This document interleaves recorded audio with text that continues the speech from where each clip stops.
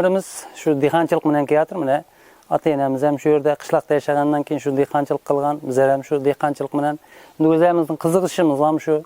Shuning arkasından hamma narsamiz shuning arkasından bo'lyapti. Shuning uchun ham mana shu dehqonchilikdan hech kimdan kam bo'lmaganimizdan keyin shu dehqonchilik bilan shug'ullanib kelatirmiz.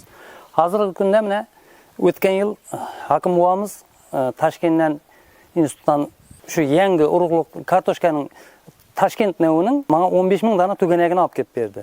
Urug'liq ko'paytirish, super elita urug'liqni ko'paytirish maqsadida. Men shuni o'tgan mana 25-yilgi hosilga ekdik. Shuni hosili даже 400 sentnerdan ham oshiq bo'lgan yerlari bo'ldi. O'rtacha 400 sentner hosil berdi. Shunday zo'r bo'lib tushdi bizlarga bu urug'liq.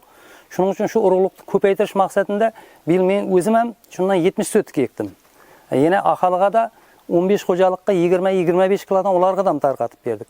Xudo xolasa endi bu yilgi niyatimiz shu urug'liqni yana tag'in ko'paytirib, endigi yilda shu qishlog'imizda ko'pgina yerlarga tarqatish niyatimiz, 10 gektardan oshiq yerga egish niyatimiz bo'yotir. Shu urug'chilikni mana yo'lga qo'yishimizning birinchi sababi mana shu rayonimiz hokimining menga olib kelib bergan 15.000 dona tuganagi bo'ldi. Uning ustine yana yuqori kengash Amomoy O'rinboyevning o'zi kelganda, shu ishni men shunday qiljaqman desam, bo'ladi, shu dim ma'qul deb menga 10 million so'm plan berdi menga. Shu urug'chilikni yo'lga qo'ysangiz dim zo'r ish shu deb. Shularning yordamida mana shu ishlarni qilib berdik. Xudoga shukr, mana hozir ko'rib turganlaringizdek, dehqonchiliklarimiz yaxshi.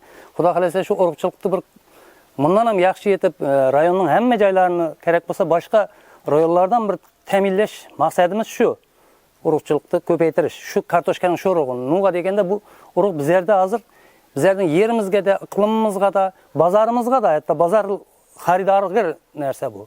Unda bu qaysi narsani yetishtirsangiz ham maqsad ertangi buning xaridori, yaxshi sifatidan ham, xaridoridan ham, buning berib o'tirgan sentineridan ham hamma tomonidan ko'ngil to'ladigan darajadagi bo'lgandan keyin shu urug'liqni biz ham ma'qul ko'rdik. Bo'lmasa men ham ko'p urug'liqlarni yeb ko'rdim. Bu shu vaqtgacha mana 30 yildan oshdi men o'zim dehqonchilikda mana keyatirman.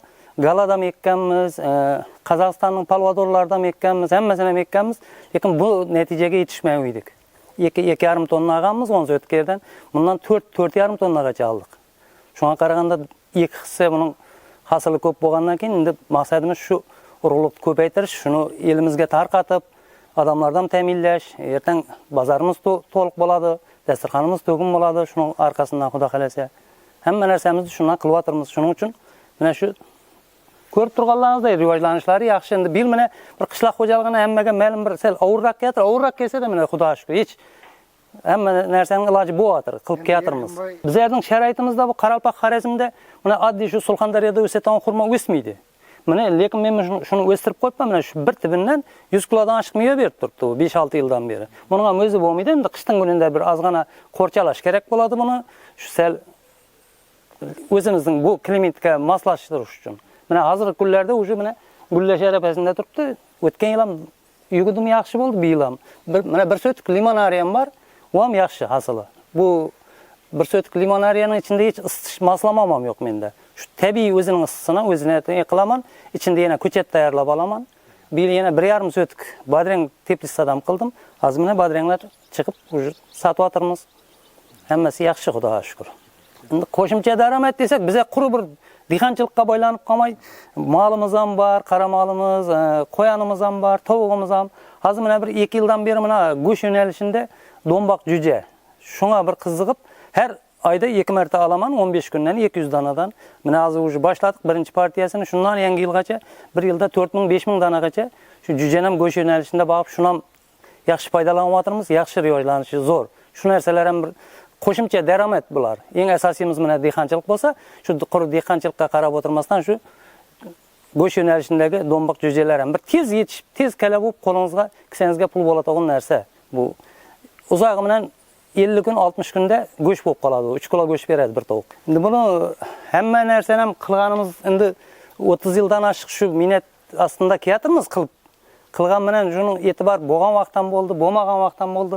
Hozirgi qilib o'tirgan mana e'tiborga da, berib o'tirgan e'tiroflarına da hammasine rahmat. Nuga desangiz mana prezidentimizning qarori bilan mana 2019-yilda menga namunal tamarqachi ko'krak nishonini berdi.